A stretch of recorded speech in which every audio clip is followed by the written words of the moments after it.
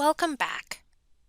Let's consider how the geometric series formula can be used to make sense of infinite repeating decimal values so that we can write them as fractions.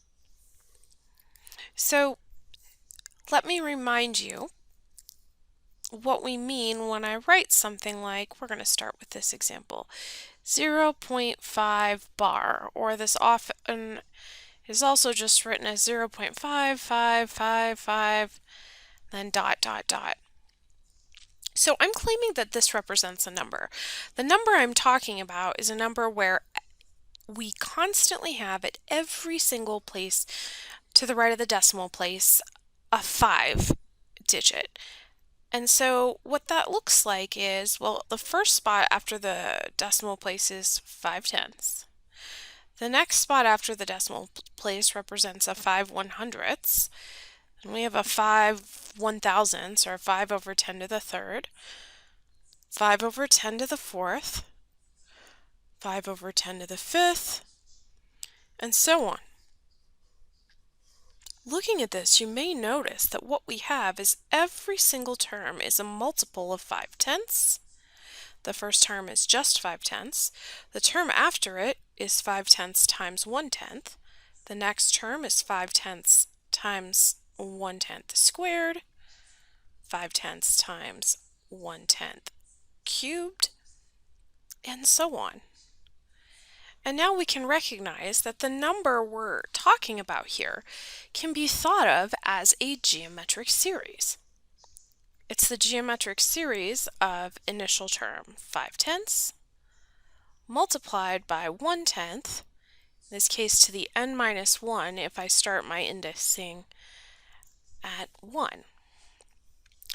And because the ratio in this case is 1/10, and the absolute value of that ratio is a number less than 1, this tells us that this geometric series in fact converges to the sum initial term over 1 minus r, that was the formula. So the sum we get is that 0.5 repeating forever is the sum of the infinite series 5/10 divided by 1 minus 1/10, which is 5/10 over 9/10, or 5 over 9.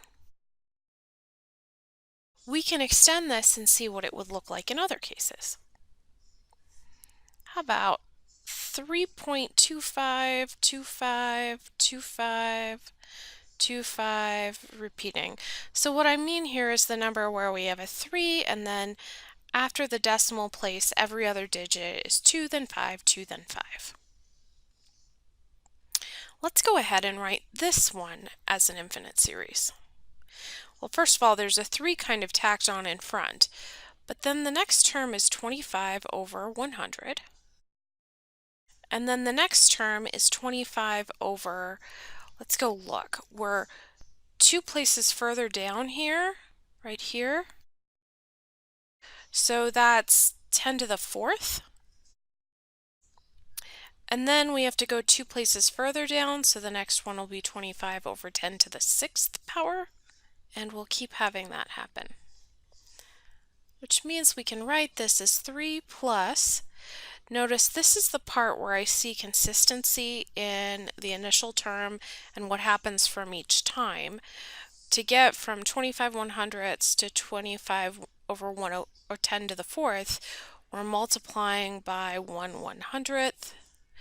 And then from here to here, we're multiplying by 1 over 100. So I have 3 plus a geometric series where the first term is 25 over 100, which, yes, that's 1/4, times 1 plus 1 over 100 plus 1 over 100 squared, 1 over 100 cubed, and so on. Therefore, 3.2525 forever is 3 plus the sum of this geometric series, where the first term is 25 over 100, And the ratio is 1 over 100, which is certainly less than 1 and positive. So we get 3 plus 25 over 100 divided by 1 minus 1/100th. So that is 3 plus 25 over 100 divided by 99 over 100. And so we get 3 plus 25 over 99. Or if we wanted to write this as a single fraction, that's 3 times 99 plus 25 over 99.